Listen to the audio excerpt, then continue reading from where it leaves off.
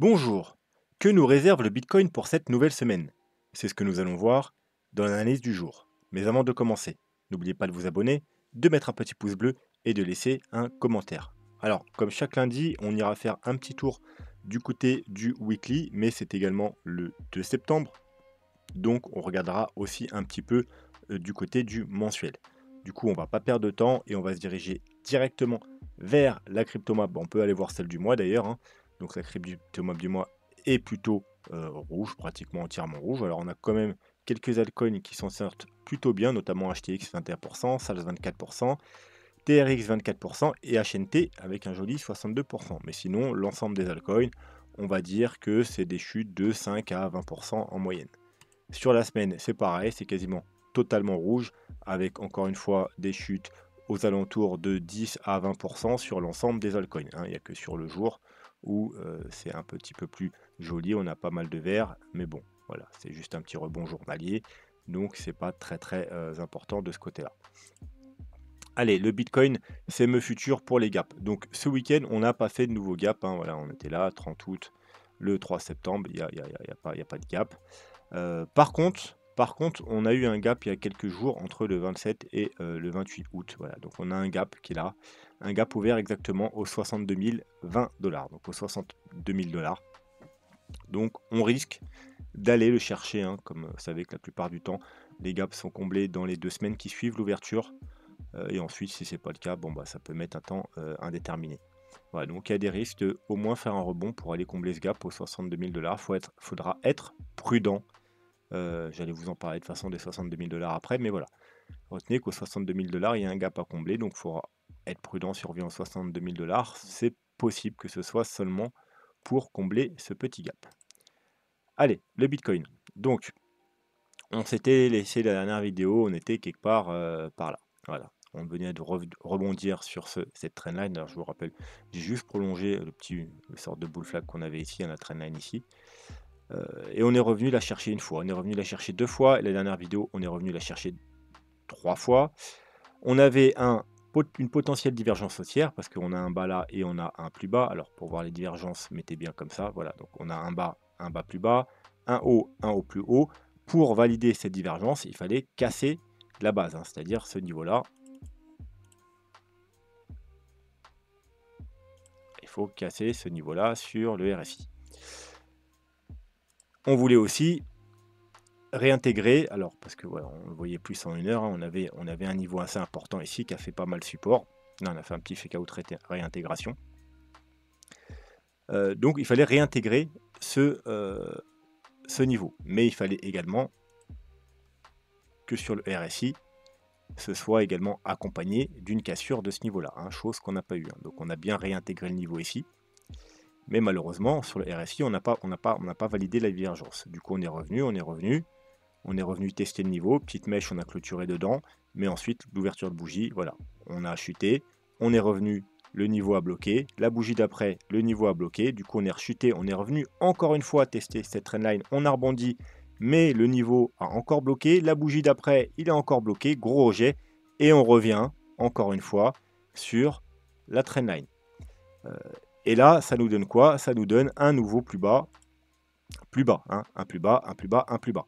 Et ce qu'on peut voir, c'est qu'on a maintenant une plus grosse divergence H4. Alors, pas par rapport à ce point-là, mais par rapport toujours au point de départ ici, hein. Donc là, on avait un plus bas, mais là, on a un plus bas encore plus bas, et on a toujours un plus haut ici. Vous voyez que là, on a un plus bas et un plus haut plus haut. Donc on a une encore plus grosse divergence H4, mais c'est toujours la même histoire.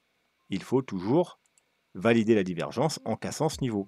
Et là, encore une fois de plus, on est revenu, et pour l'instant, une bougie de rejet, 2 bougies de rejet, 3 bougies de rejet. Vous voyez, quand je vous disais que ce niveau était important, eh bien c'est lui qui nous fait chier depuis plusieurs jours sur 1, 2, 3, 4, 5, 6, 7 bougies de rejet pour l'instant. Voilà, donc on est venu le tester là, gros rejet, trendline, il y a quand même un peu plus de chances que ça passe maintenant. Mais quoi qu'il en soit, tant que c'est pas passé, il n'y a rien qui est fait.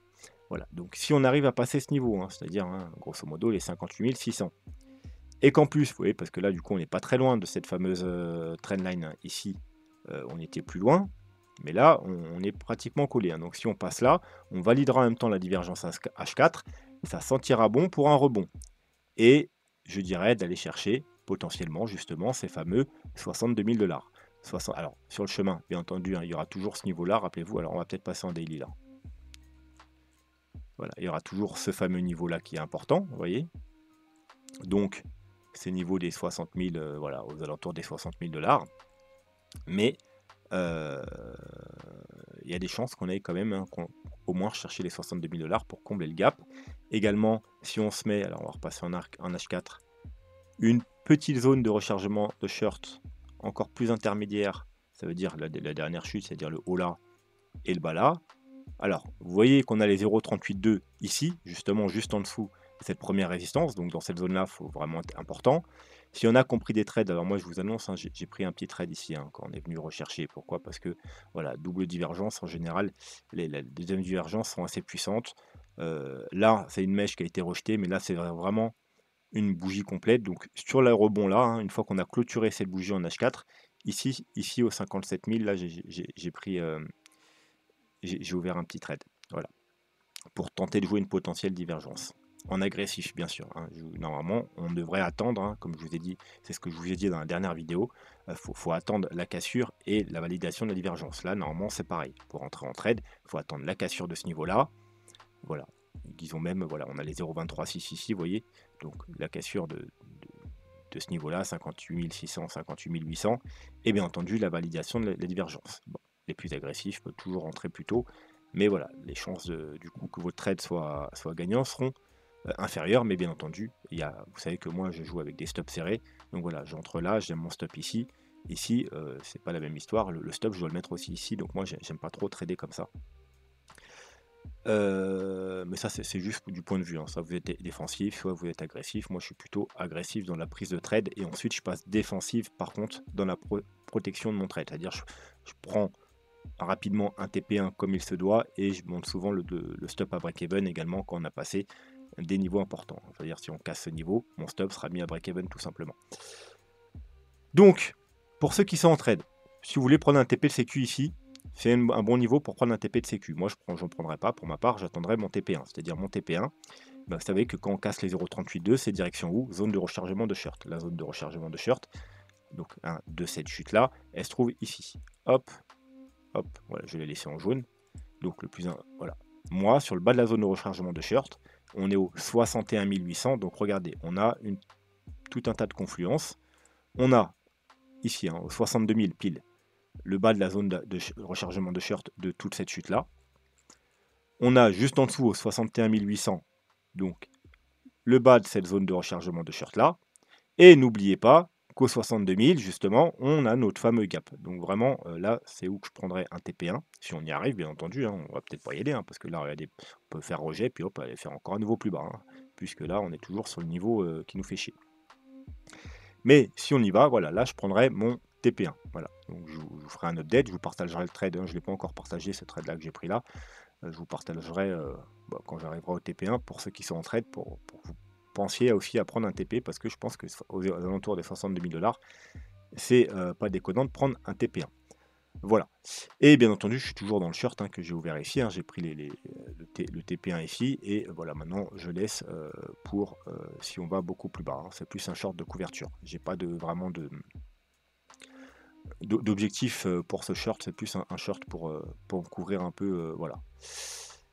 Bon, et puis au niveau du court terme, c'est tout. Hein, voilà, faut passer les 58 600 $ et casser les 49 sur le RSI pour espérer aller rejoindre dans un premier temps les 60 000, puis les 62 000. Et si on casse les 62 000, bon, bah, c'est plutôt bon signe, hein, puisque voilà, on casse déjà le bas de la zone, les deux doubles bas de zone de rechargement de short. Voilà, on casse le gap finalement, ça veut dire que finalement on n'est peut-être pas revenu là juste pour combler le gap. Donc c'est plutôt bon signe et on pourra aller voir un peu plus haut si on y est, mais voilà, pour l'instant, il n'y a rien encore de tout ça. Donc on va passer rapidement voir au weekly. Donc le weekly, c'est toujours la même histoire. Hein. Le weekly, c'est le RSI. Il nous faut récupérer cette moyenne mobile. Hein. J'appelle ça une moyenne mobile, c'est pas vraiment une moyenne mobile, mais là j'appelle ça la moyenne mobile du RSI. Voilà, hein, on a été rejeté ici, ici, ici. Il faut qu'on rejoigne, on casse cette moyenne mobile. Vous pouvez également, hein, c'est un peu comme si vous foutiez une trendline. Hein, vous voyez là, on a une trendline baissière. Voilà. Il faut casser vraiment ce niveau-là pour espérer avoir la fin de la correction, hein. Il y a de fortes chances quand même que si on arrive à récupérer ça, ce soit de la fin de la correction. Sauf si, bien entendu, on le casse à l'horizontale. Si on continue comme ça, on va le casser. Non, on veut vraiment le casser avec un push vers le haut, hein. C'est comme ça qu'on casse une trendline et pas à l'horizontale. Ça compte pas si on casse une trendline à l'horizontale. Voilà, donc c'est ce qu'on veut sur le RSI, tout simplement. Est-ce qu'on n'aurait pas des petites divergences? Non, on n'a pas de divergence sur le RSI. Non, c'est pas ça que je voulais faire.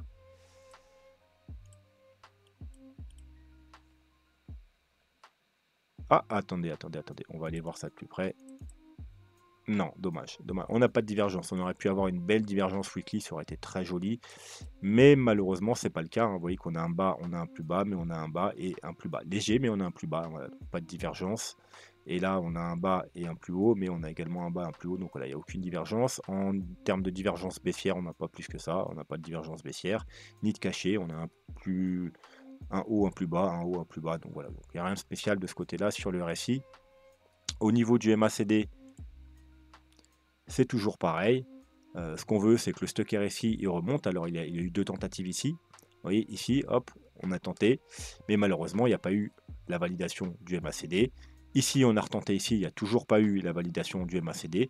Donc, si on refait une tentative ici, ce coup-ci, il nous faudra la validation du MACD parce que voilà, le MACD, il a croisé baissier le 29 avril. Et depuis le 29 avril, eh bien, on est toujours baissier, malheureusement. Voilà. Lorsqu'il repassera haussier, ce sera sur mon temps d'avoir une nouvelle jambe haussière, mais pour l'instant, c'est pas le cas. Donc en 3 jours, parce que le 3 jours nous préviendra un petit peu avant. Donc la semaine dernière, on était exactement sur cette bougie. Et elle était verte. Et je vous avais dit, attention, la bougie est verte, mais ça n'a pas clôturé. Voilà. Et vraiment, on devait être quasiment sur le top à la vidéo, ici. Et bah, malheureusement, on n'a pas cassé justement les 64 000 $, le niveau qu'il fallait casser la semaine dernière. Au contraire, on a été rejeté et du coup, ben, on n'a pas eu non plus la validation sur le 3 jours. Et donc voilà, on a fini avec une bougie rose pâle et non verte. Et donc on est toujours baissier. Voilà, donc de ce côté-là aussi, on n'a toujours aucune validation haussière. Et on va finir le weekly rapidement avec du Ishimoku. Alors Ishimoku, on va repasser en candle. Donc Oshimoku, c'est pas bon. C'est pas bon, c'est pas bon. Ça pourrait être pire, mais c'est pas bon. On a quoi? On a la lagging span qui est en dessous le prix. Donc on est repassé bearish, hein. Là, on était bullish depuis le avril 2023, donc pratiquement 1 an et demi. Là, on est repassé en dessous le prix, donc on est bearish. On est bearish également au niveau du prix, puisqu'on est sous la... Voilà, la semaine dernière, on était là. Je vous ai dit, il faut absolument tenir les 61 000 $. Voilà, on a recassé. Maintenant, on se trouve en dessous de la Kijun, en dessous de la Tenkan. Donc, on a un biais bearish sur Ishimoku. On n'est pas 100% bearish. Pourquoi? Parce que eh ben, on est au-dessus du nuage. Voilà, on est au-dessus du nuage. Donc, voilà, faut... Alors, maintenant, si on repasse pas très vite les 61 400 $, on va même à...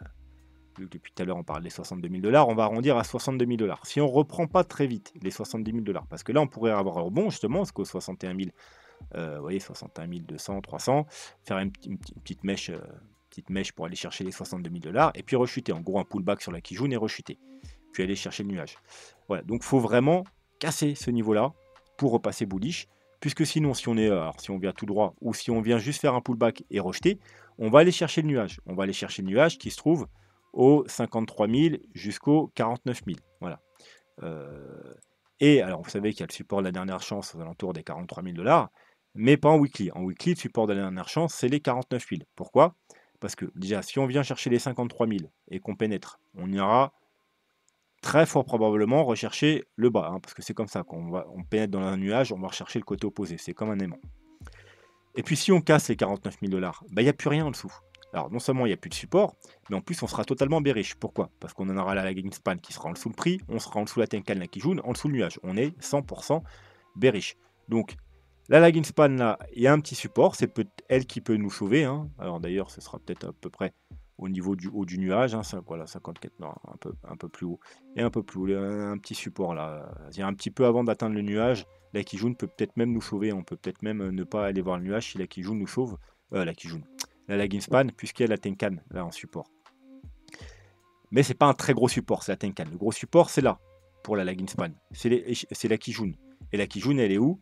Elle est pareille, elle est aux alentours des 49-50 000 $. Donc c'est le même support qu'ici. Donc ici, c'est vraiment le support de la dernière chance. Parce que si on casse ici, la lagging span va casser ici, et pareil. Vous voyez, après, il n'y aura plus de support jusque, voilà, 30 000 $. Et puis là, il n'y a plus de support jusque, il n'y a plus de support du tout. Voilà. Donc c'est vraiment, faudrait vraiment éviter de casser les 49 000 $. Alors certes, sur d'autres time frames, sur d'autres indicateurs, il nous reste notre support de la dernière chance aux alentours des 43 000 $. Mais en tout cas, on deviendrait totalement bearish sur Ishimoku en weekly, chose qui n'arrive probablement pas souvent en bull market. Alors ça a dû arriver peut-être ici. Non, même pas. Même pas. Vous voyez que même ici, hein, quand on a fait la grosse correction de 50%, on était effectivement sous la Kijun et la Tenkan, mais on n'est pas venu en dessous le nuage. Voilà. Et on a pu faire une autre nouvelle jambe haussière. Même bon, même si c'était un mouvement correctif, on a quand même eu notre nouvelle jambe haussière et un léger plus haut.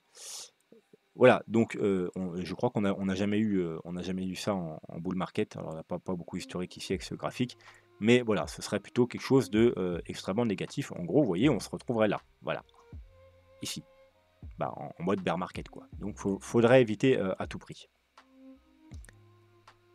Et puis on va arrêter là pour le weekly. Hein, donc je répète, on a un petit support, un léger au 56 000. On aura un autre petit support. Non, on n'a plus rien après avant les 49 000, 50 000. Hein, voilà. Donc maintenant le mensuel. Le RSI, c'est pareil. Il faut récupérer et il faut récupérer à tout prix cette moyenne mobile. Pourquoi? Parce que vous voyez que ici, alors ici on l'a cassé par exemple. Bon, bah, c'était la fin du bull market. Voilà. La fin du bull market. Ici on l'a cassé et on l'a cassé franchement. Et ensuite, on a fait quoi? Effectivement, on a eu une nouvelle jambe haussière. Mais regardez. Eh bien, ça a bloqué. Ça a bloqué. Et rejet, puis bear market. Voilà, on n'a pas réussi à la réintégrer. Alors, avec ça, on a fait une grosse divergence baissière, vu qu'on a fait un léger plus haut. Et là, on a fait clairement un plus bas. Donc, grosse divergence baissière mensuelle. Hein, chose que je crois qu'on n'avait jamais eu sur le Bitcoin, une divergence baissière mensuelle. Et puis voilà, bear market. Donc, nous, on veut surtout pas être dans ce cas-là. Parce que effectivement, on aurait peut-être une nouvelle jambe haussière, on ira peut-être faire un léger plus haut, mais ça veut dire que peut-être qu'on n'ira pas beaucoup plus haut, hein. On va peut-être taper les 80 000 et puis basta.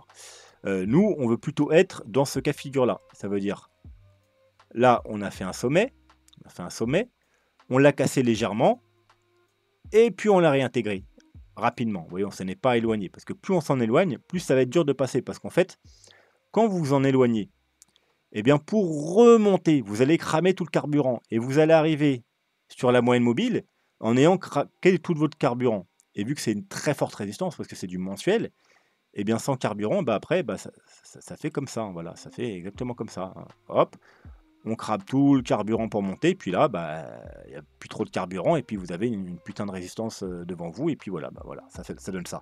Donc nous, on veut plutôt être là-dedans, c'est-à-dire pas trop s'en éloigner, remonter, et puis vous voyez, après, on a fait un truc magnifique ici. Hein.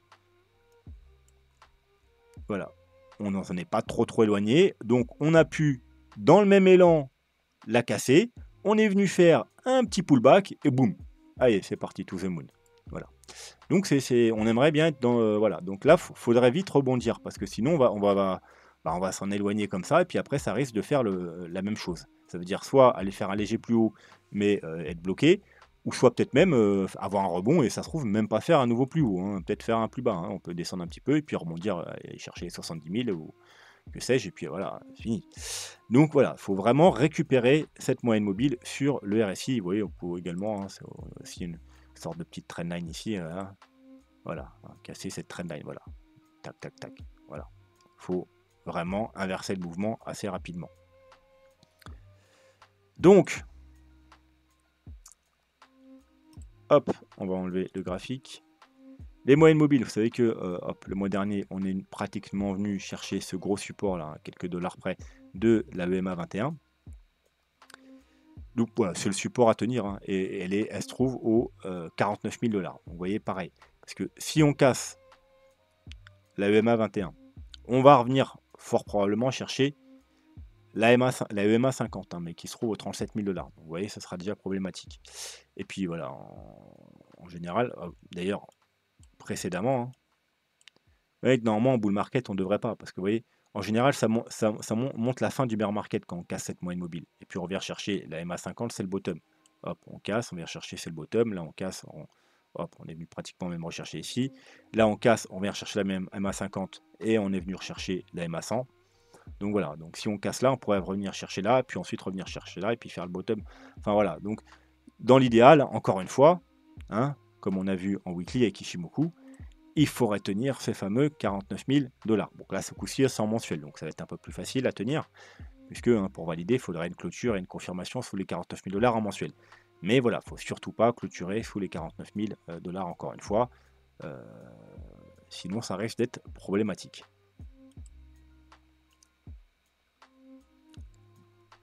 Hop, hop, hop, et puis on va aller voir aussi Ishimoku en mensuel. Donc Ishimoku, on est sur support, hein. Vous voyez que là, on a la Tenkan, hein. On est venu faire une mèche. Alors là, on est venu, on a rebondi une fois. Là, on est venu, mais on a clôturé au-dessus. Et là, voilà, on est encore au-dessus, hein. Donc c'est bon. On est sur un bon niveau de support. Donc rechercher des achats, c'est pas déconnant ici.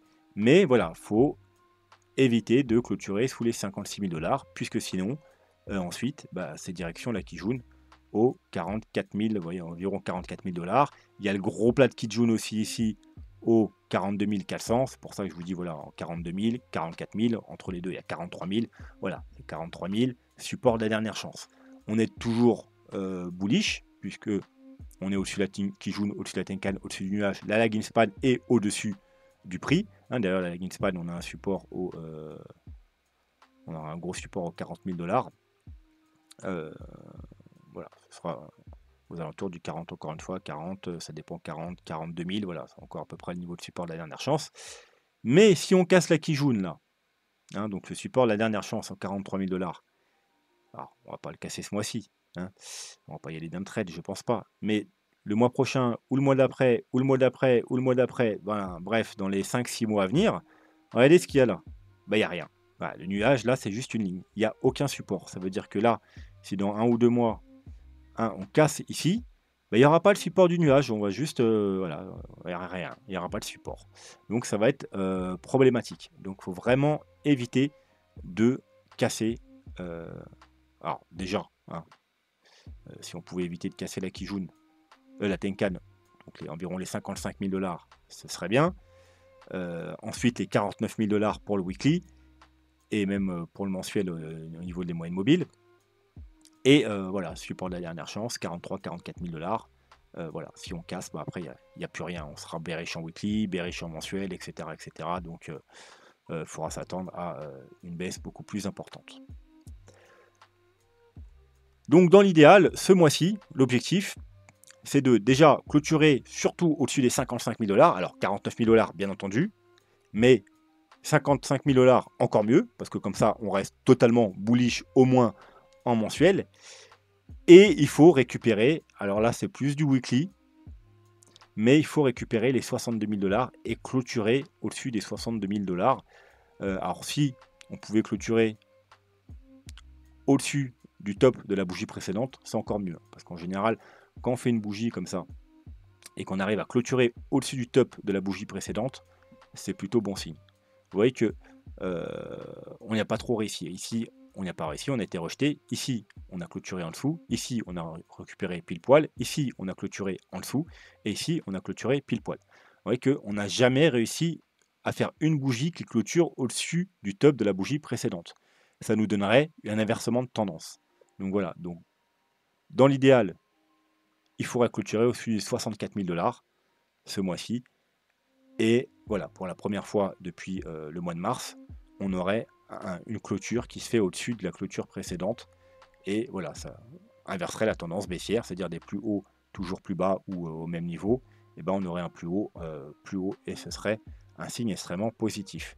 Voilà, allez, je pense qu'on va s'arrêter là pour aujourd'hui. N'hésitez pas à aller voir les vidéos en lien qui sont très importantes. Vous pouvez faire des petites donations si vous voulez soutenir la chaîne ou utiliser les liens d'affiliation, crypto et Trade Republic, ou même faire un petit don comme ça via le Merci via directement YouTube. Vous pouvez également en commentaire me demander vos actifs préférés pour que je les analyse, que ce soit crypto ou autre, peu importe, et je me ferai un plaisir de les analyser dans les prochaines vidéos. Sur ce, je vous souhaite une très bonne soirée et je vous dis à mercredi. Tchuss!